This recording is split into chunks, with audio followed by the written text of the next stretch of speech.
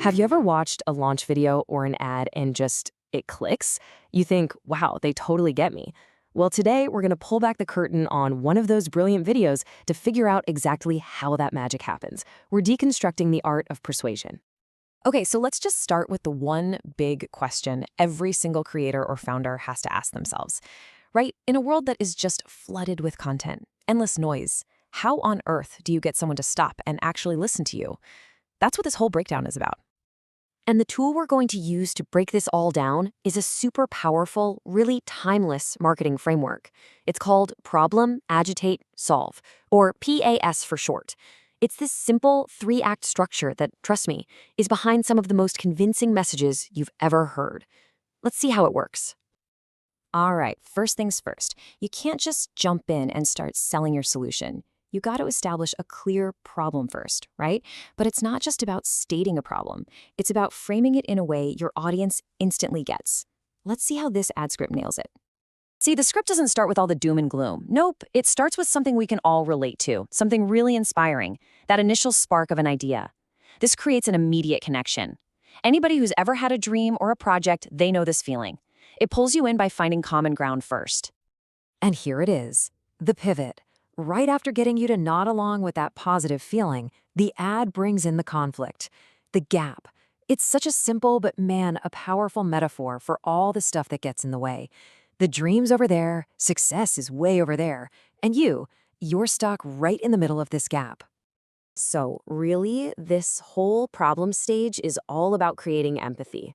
The ad successfully puts a name to that pain point, that gap between the idea and actually succeeding. And its audience of founders knows that struggle inside and out. It makes the viewer think, yep, that is exactly what it feels like. Okay, but here's the thing. Just stating the problem, that's not enough to get someone to act. You have to make them feel the weight of it. This is where we move from a logical issue to a real emotional one. And that brings us to the agitate stage. This is where a good pitch becomes a great story. The whole goal here is to, pour a little salt in the wound. You take that problem you just defined, and you attach a real, gut-level emotion to it. Just listen to the language here. They could have just said, it's hard to get noticed. But instead, they use these words noisy, crowded, always on. This isn't just a business challenge anymore. It feels like a sensory overload. You can almost feel that anxiety, the pressure of being completely drowned out. That is agitation. In this comparison just makes the difference crystal clear. On one side, you've got a logical problem. My idea needs to get noticed, okay? But on the other, you have an emotional fear. The fear that your idea will be lost, forgotten in this endless sea of noise. That's what creates the urgency to find effects right now. So you've built up all this tension, all this emotion. What comes next? Well, every good story needs a hero to show up and save the day. Let's move to the third act and see how they reveal the solution. And there it is, right at the peak of that feeling of being overwhelmed, they introduce the answer. And that phrase, that's why we built. It's so effective. It frames the product not as just some tool, but as the direct, thoughtful response to the exact pain we were just feeling. And that is what the solve stage is all about. The keyword here is specific. The solution has to feel like it was tailor-made for that agitated problem. It's not just a solution. It's presented as the solution to that feeling of being lost in a noisy world. So right after they get you hooked with emotion, they immediately follow up with logic. They don't just promise to fix the problem, they show you how. These features, checklists, automated outreach, they're the tangible proof. This isn't just talk. This is how you build trust. The before and after frame. It's a classic for a reason. It paints such a clear, vivid picture of the transformation you're going to get.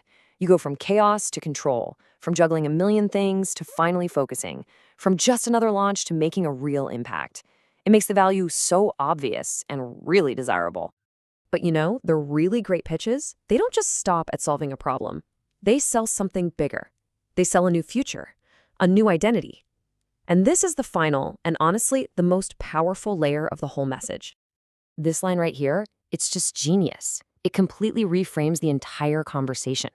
The product isn't just about helping you with one little event, your launch.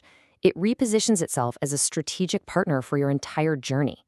It takes the product from being a simple tool and elevates it to a whole philosophy for success. And this really gets to the core of what great marketing is. You know that old saying, right? People don't buy a quarter-inch drill, they buy a quarter-inch hole. Well, in the same way, people don't just buy a launch tool. They're buying the identity of someone whose ideas are actually heard, seen, and remembered. They're buying a transformation. So look at the journey they're actually selling here. It's so powerful.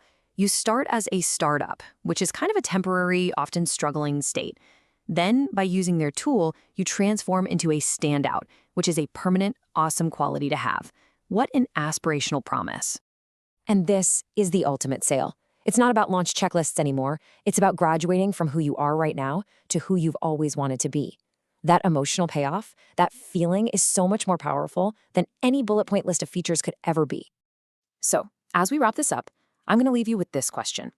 Whether you're building a company, kicking off a new project, or just trying to get an idea out there, don't just think about the problem you solve. Dig deeper. Ask yourself, what transformation are you really offering? What new identity are you making possible for someone?